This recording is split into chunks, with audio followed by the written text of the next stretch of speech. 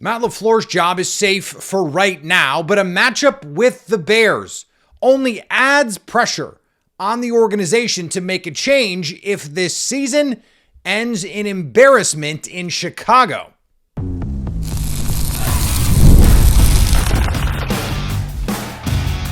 You are Locked On Packers, your daily Green Bay Packers podcast. Part of the Locked On Podcast Network, your team every day. You are Locked On Packers, part of the Locked On Podcast Network, your team every day. I'm Peter Bukowski, and I cover the Packers for The Leap, a newsletter I would love for you to subscribe to.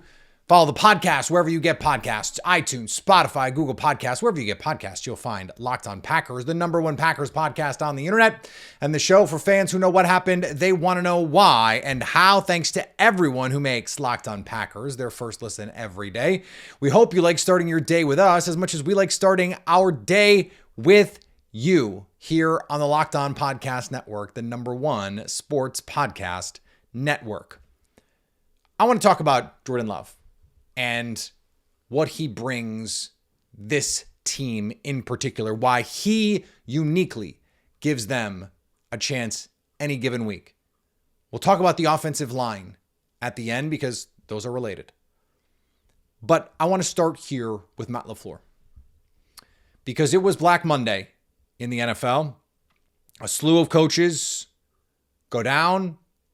It's a sad day to be an NFL coach on a lot of these teams and to be the family members of a lot of these coaches. It's brutal. It is a brutal, demanding job. And yes, they get paid handsomely, but it stinks to have to go through this. Matt LaFleur, by all accounts, pretty safe in Green Bay. Was not even mentioned by the big newsbreakers, the Adam Schefters and the Ian Rappaports as safe.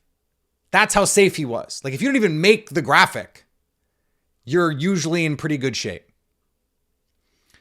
But had the Packers played the Eagles and you go to Philly, the defending Super Bowl champions, I understand they've not had the best season. Their offense has been hit or miss, but everyone knows the talent on that team. Everyone knows how hard Philly is to beat in Philly. Everyone saw them last year. They're still this version of the Eagles. They've been to 2 Super Bowls since 2022. This right now is the gold standard in the NFL, or at least in the NFC. And so if you go there without Tucker Kraft, without Micah Parsons, and you lose, I wouldn't say no harm, no foul, but it feels different, right? Chicago is another animal. You already lost to Chicago in inglorious fashion, in mind-numbing fashion. 17 different things have to go wrong. Not quite as many as 2014 in the NFC Championship game in Seattle, but they're cousins. They're related. And that's a black mark on Matt LaFleur's resume. And that's in addition to 2021. Now, I have to point out here, I am contractually obligated, not really, to point out that the last time Matt LaFleur and Brian Gutekunst were going into the last year of their deal in the playoffs, they lost at home to the 49ers with a punt-blocked special teams touchdown. The best offense in the league, helmed by the MVP, could not score points at home to beat Jimmy G. Could not outscore Jimmy freaking G at home on a day where the defense was dominant. That Matt LaFleur and that Brian Gutekunst got extensions from Mark Murphy. I don't know why we would think Ed Policy would act materially different other than wish casting. You want Ed Policy to act differently. He's probably not going to. And so I don't think any version of this ends with Matt LaFleur getting canned unless it's like 31-14 Bears. And I just don't think that's going to happen. I've said before, and I will say again, I think the Packers are going to beat the Bears. I am very confident in that. And it's not just because like I cover the Packers or because I like to troll Bears fans. I think this Bears team is pretty fake. And that team always catches up to them. The only team really that it didn't catch up to was like the magical run Giants, one of the all-time outliers. And it took one of the all-time playoff runs to get there. This team has already got a horseshoe up its ass. Those Giants teams did not. Their pass rush just got absolutely on a heater, and they did get some fluky outcomes, but like, I think they won 9 games that year. It was a different thing. The fact that it's the Bears has to matter.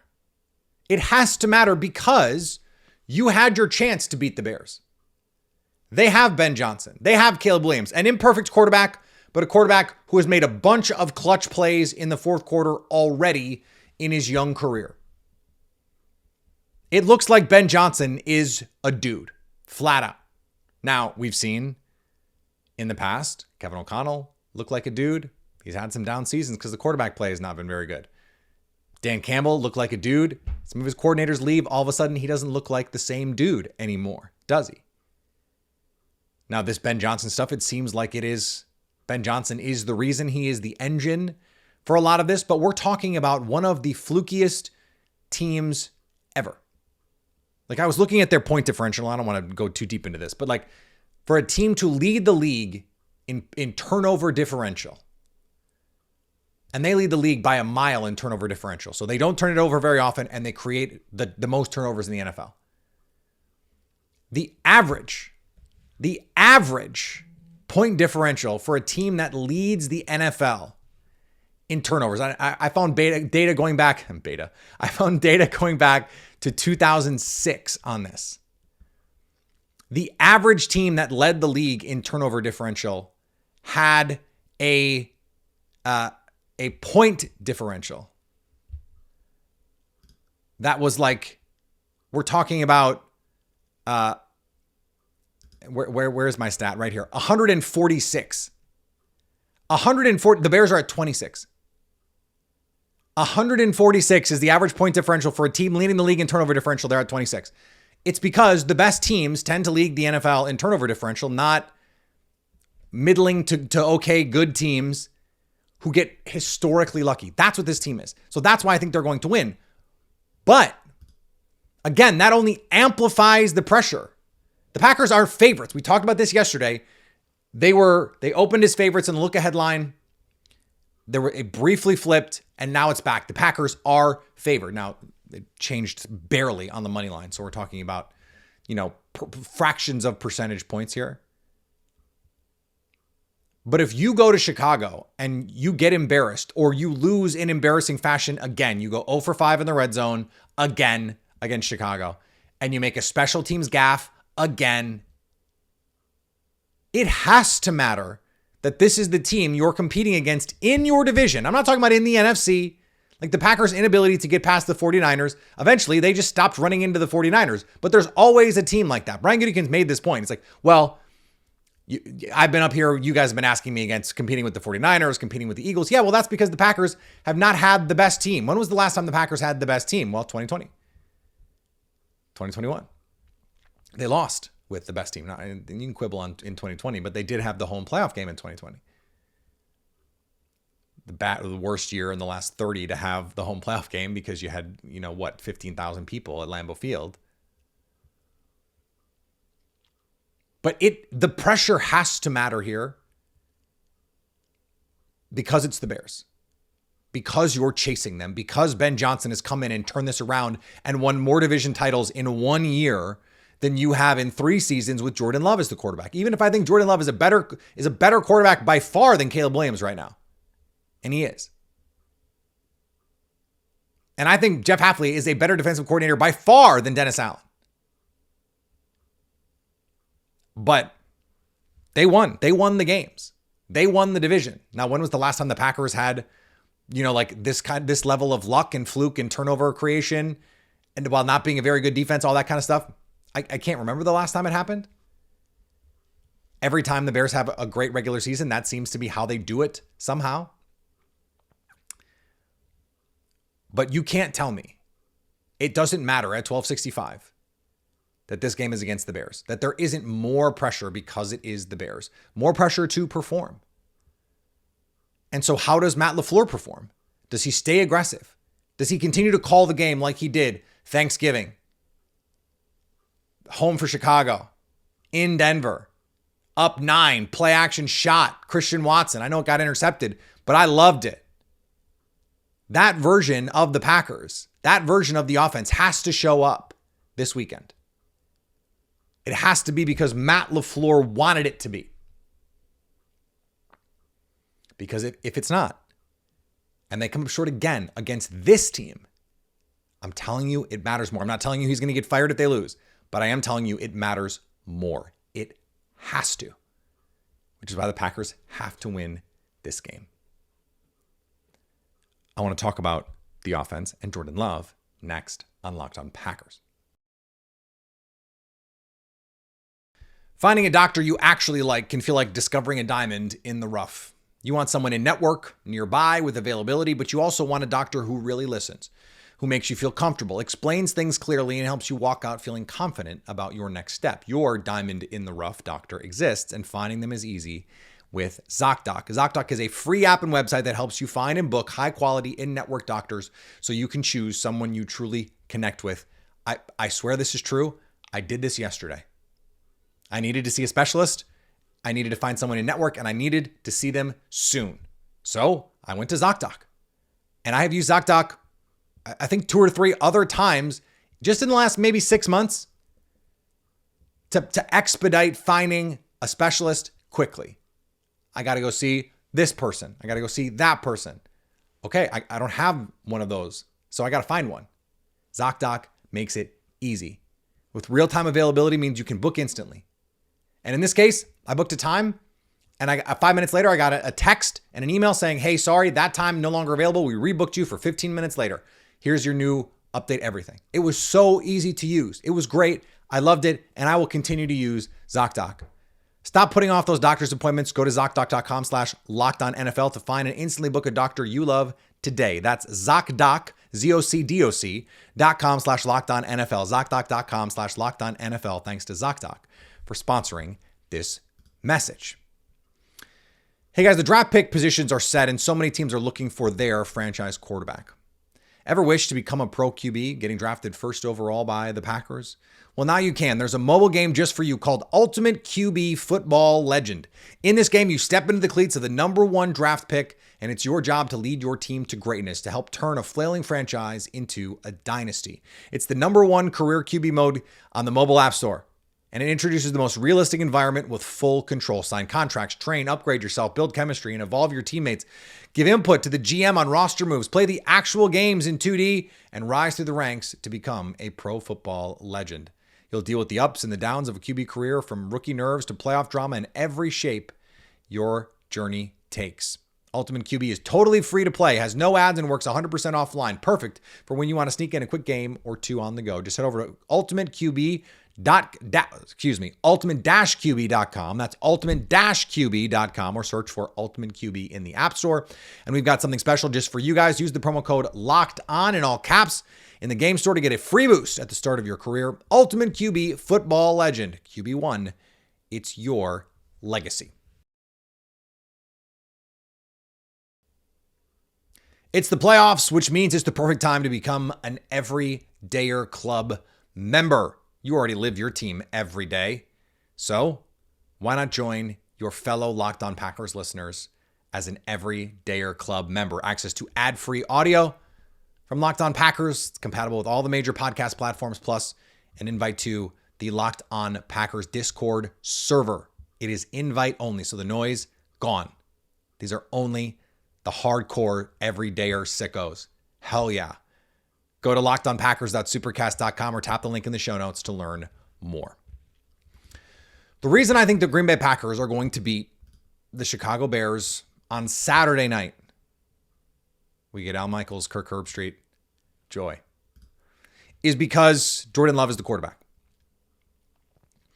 And when Jordan Love was the quarterback, this was the number 1 offense in the NFL. It was the number 1 passing game in the NFL. And in games that Jordan Love started and finished, the Packers went 9-4-1. And one of those losses is a game in which Zach Tom, Christian Watson, Evan Williams, and Micah Parsons all also go down. Now that counts, but Jordan Love was dealing in that Denver game. If just Zach Tom doesn't go down, I'm telling you, they win that game. They had no shot to block anybody in the second half, and that was the difference in the game. If you look at the rest of the losses, there's 4 losses plus the tie. You've got the game-winning field goal blocked in Cleveland. The other 3 losses are 1-score losses. You lose to the Eagles by 3. Well, they're the number 3 seed. You lose to the Panthers by 3. Missed field goal earlier in that game. And they're the 4 seed. I know they're 8-9, but they're the 4 seed. They won their division. And they beat the Rams. Let's not forget that. And you lose to the Broncos by 8 in a game where, again, your whole team goes down and you had a 9-point lead. The Packers were on their way to controlling that football game, to getting one of the signature wins of the season by anybody, and having a chance to be the number 1 seed in the NFC. And their season, the regular season at least, fell apart from there. But Jordan Love, against this Bears team, torched Dennis Allen's blitz.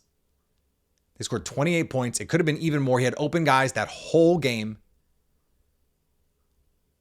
If Jordan Love is healthy, and Jordan Love is healthy, cleared concussion protocol, could have played against the Vikings on Sunday. I have no concern about his rust.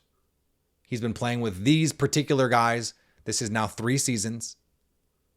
I know Matthew Golden is a rookie, but like Jaden Reed, Christian Watson, Romeo Doubs, Dontavian Wicks, they've been here. Luke Musgrave. And then this is going to be the healthiest version of this offensive line. Now, I don't understand. This is an aside that I need to get off my chest. Ian Hurtitz posted this. If you look at the playoff offenses in terms of PFF pass blocking and run blocking grade, most of the teams have top 10, at least top 20 units in something, right? Denver's 1st and 7th, Buffalo's 3rd and 6th, Pittsburgh's 4th and 18th. I'm not going to give you all of them. Carolina is a top 5 rushing run blocking team. The 49ers, top 2. The Rams, top 1. There's 2 teams that stand out. The Chargers, 31st in pass blocking, 32nd in run block grade. The Packers, 25th in pass block grade, 21st in run block grade. That's basically the Houston Texans, who are 23rd in pass block and 20th in run block. The Packers, by Pro Football Focus grading, have the same offensive line this year as the Houston Texans, but you would never know it, would you? You'd never know it. CJ Stroud, every manner of excuse for that guy. Oh, the offensive line is unplayable and the offensive coordinator. Okay, well, that offense stinks. And he's got Nico Collins, Jaden Higgins. He's got guys to throw, Dalton Schultz. He's got guys to throw the ball to. I understand Tank Dell's been out. Nico Collins is a superstar receiver. Jaden Higgins is turning it into look like a potential star receiver. That's like got Chase and Higgins potential in Houston. And they're a bad offense. The Packers with Jordan Love. Did you hear what I just said? The best offense in the NFL with bad blocking.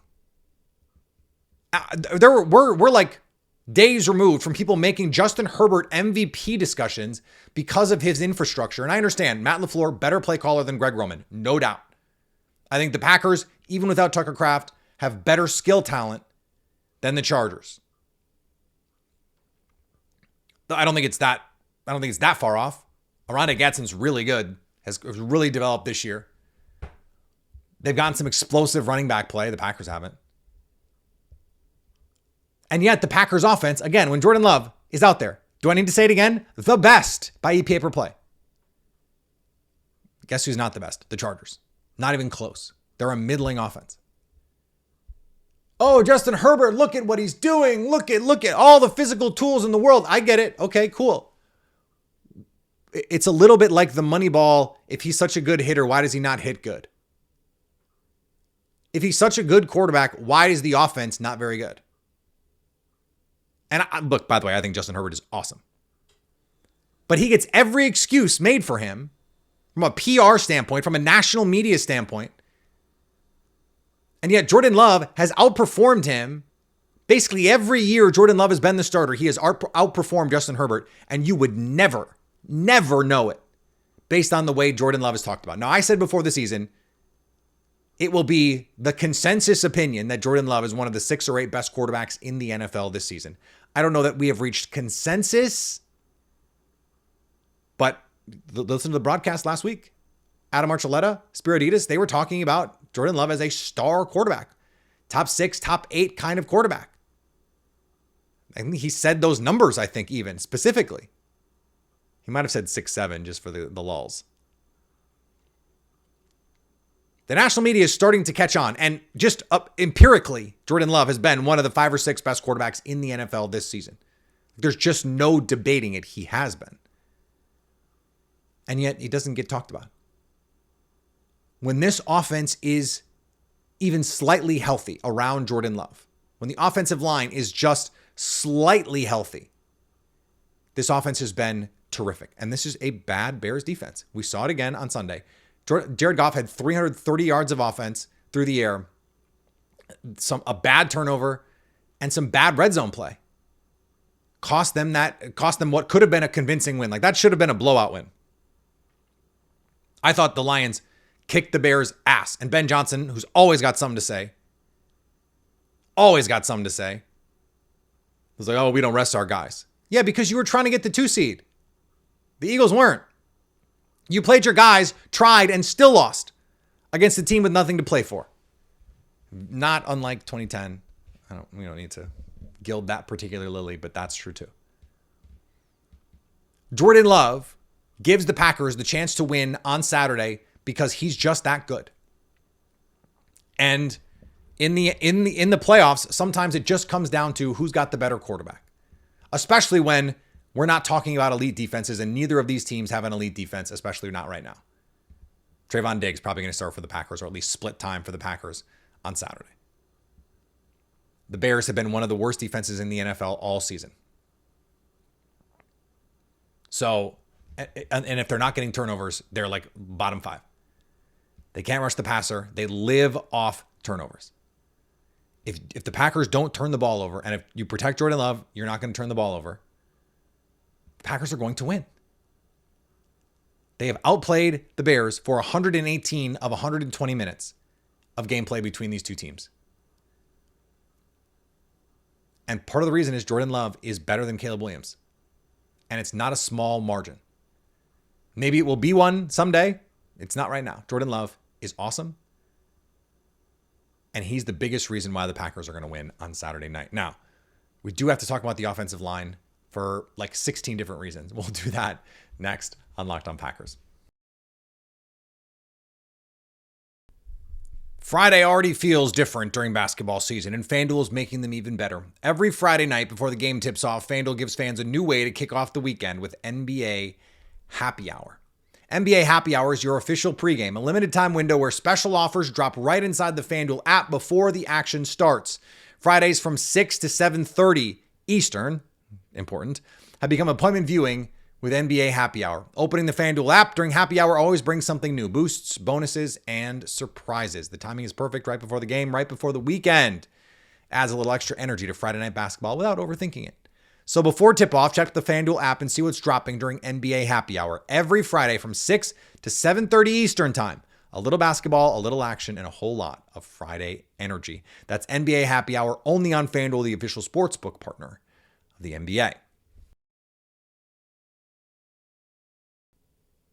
What does the Green Bay Packers offensive line look like this weekend? If the Packers have Zach Tom,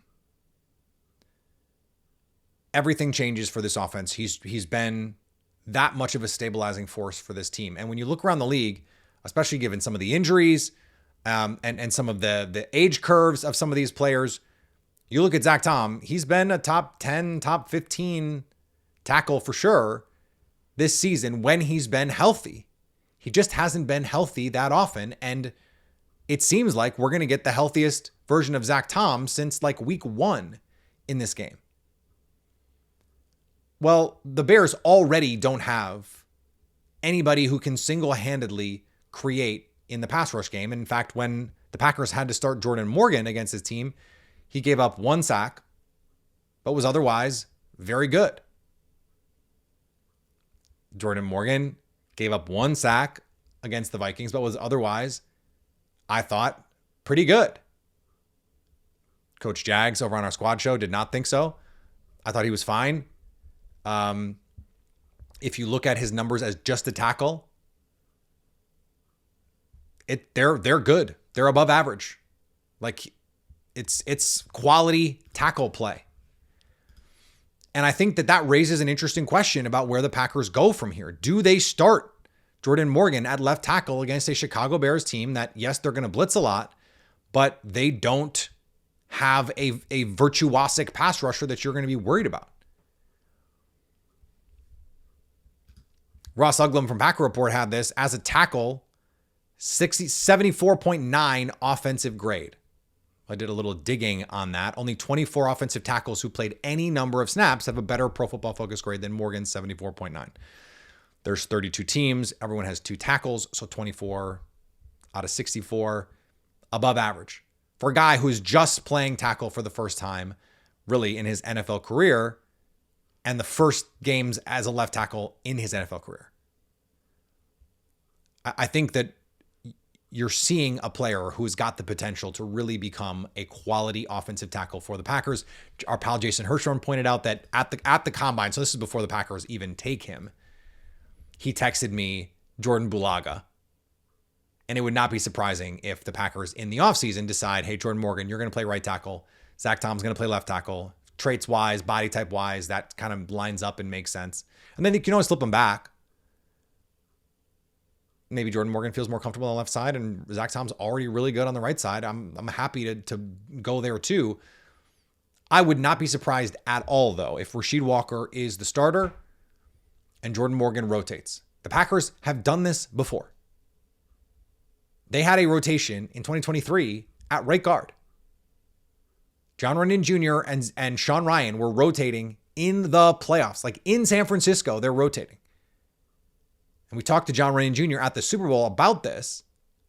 The Packers are, of course, not in the Super Bowl, but JRJ was there. I was there. We talked on camera about it. And he was like, that was really more about protecting my body. I wasn't 100% healthy. And so it was really more about my conditioning wasn't where, I would want it. And my body wasn't going to hold up through the whole game. But still, whatever the reason, they did it. They could have just sat him. They didn't. So they've shown a willingness to do this. And they've shown a willingness to platoon at other positions in high leverage situations. They're not afraid to just say, we're gonna let the game tell us where to go here. Maybe also you put Rasheed Walker out there and he's got a quick hook. You mess up a blitz, something, you slide down when you should have slid out, or you slide out when you should have slid down. Jordan Morgan, you got the next series. That would not surprise me at all. Now, the problem for the Packers is if they do that, are you losing Rasheed Walker for the playoff run in terms of his engagement level? And then if you have an injury and you have to go back to Rasheed Walker, and let's say you beat the Bears, now you got to go to Seattle. And they've got the most ferocious pass rush in the NFL, maybe outside of Denver. Now, that's not a reason not to do it. Like, if you feel like you can upgrade, you go and you upgrade.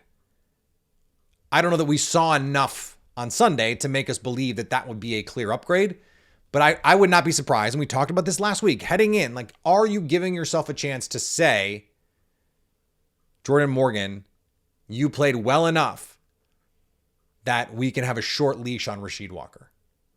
Do the Packers believe that? Of course, we don't know. Maybe Matt LaFluer will be asked about it in the coming days. I think the fact that the Packers played him at left tackle tells you they believe he can do that, or at least they want to see what it looks like if he does that.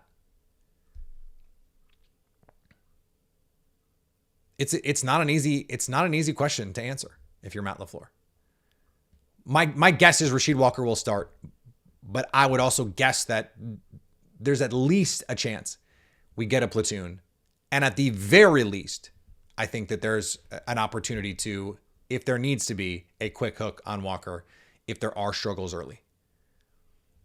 In a perfect world, I think you'd let Rasheed Walker play because the continuity is important. Like Walker, Banks, Ryan, Belton, Tom is probably your best five right now. And Walker and Banks have now played almost a full season together. There have been some injuries, of course, for Banks, but they've got the better continuity. They've got the better chemistry. You're probably more likely to get better play from that, but at least you have this other option.